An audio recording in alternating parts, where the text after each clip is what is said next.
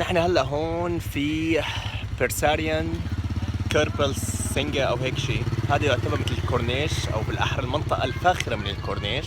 هون بيجوا اهل بننج ليعملوا مثل تمشاية على البحر بمكان. طبعا هذا المكان هلا نحن عم نحكي الساعه 3 بالعصر تقريبا، وبالتالي مثل ما شايفين كثير فاضي، ولكن يعتبر منطقة سياحية بالنسبة لأهل البلد. يعني لما بيجوا بيطلعوا مثلا بالويكند أو كذا بتلاقي هاي المكان كتير زحمة، خاصة بالليل. هلا خير، هذا هو الكورنيش تقريبا الفاخم تبعهم.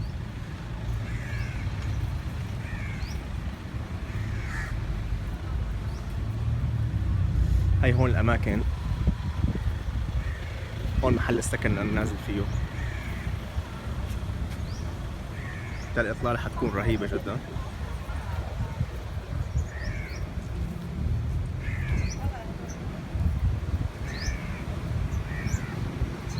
لا، شغلات كثير ترفيهية هون موجودة. بنانج تعتبر منطقة بزنس، يعني هي البزنس هاب تقريبا من المدن اللي بتستخدم فيها كثير البزنس في ماليزيا، وبالتالي حتكون تقريبا كلها مدينة متحضرة. فيها تسكو مثلا كسوبر ماركت، هايبر ماركت، فيها كمان مثلا مولات كبيرة كثير مثل ما حنشوف كمان موجود بالفيديوهات. ولكن هي تعتبر أكثر شيء بزنس هاب. البزنس هاب يعني فيها كثير بزنس، وبالتالي حتلاقي طبيعة الناس مختلفة، الناس متحضرة أكثر. حتلاقي مثلا شوارع، حتلاقي مولات فخمة، حتلاقي مباني عالية. فهذا الشيء بميز بنانج مثلا عن الاماكن اللي رحنا عليها، هي كاميرون هايلاندز اللي هي عباره عن منطقه سياحيه، بورت ديكسون منطقه سياحيه.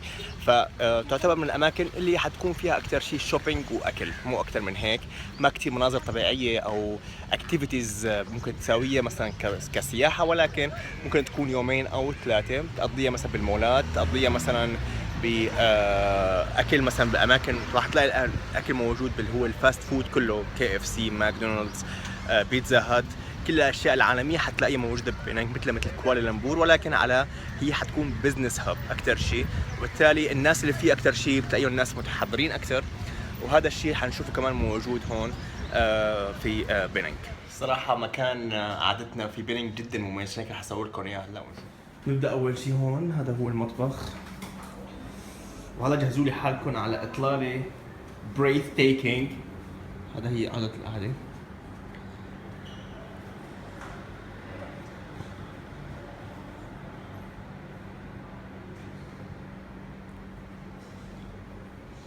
واحد اثنين ثلاثة.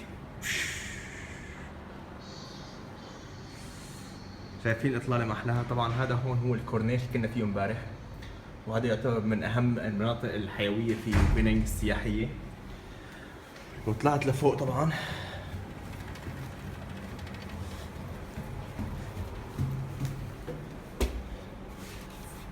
تخيلين من روعة المنظر، شيء روعة. قضينا 3 أيام ومن كان نقضي فيه أسبوعين و3 كمان. هاي النوم، في حمامات 2، مكتب، وهي الإطلالة من هون. هذا مكتبك وهذا إطلالتك. إذا بينانج هلا نحن في آخر يوم عنا ببينانج. مدينة تعتبر مدينة حضارية، بزنس هاب، ولكن صراحة يعني أكثر من يومين بيكون زيادة عليها كتير، لأنه ما فيها شيء نعمل. مولات، بحر، هذا هو البحر. مو مدينة سياحية قد ما هي مدينة ممكن تقضيها مثلا إذا عندك رحلة عمل أو شيء أوكي، ولكن إنه تيجي عليها خاصة ممكن تيجي عليها يوم يومين ماكسيموم. عندك جورج تاون أكيد شيء حضاري، ولكن يعني ما هو هالشيء الملفت للنظر.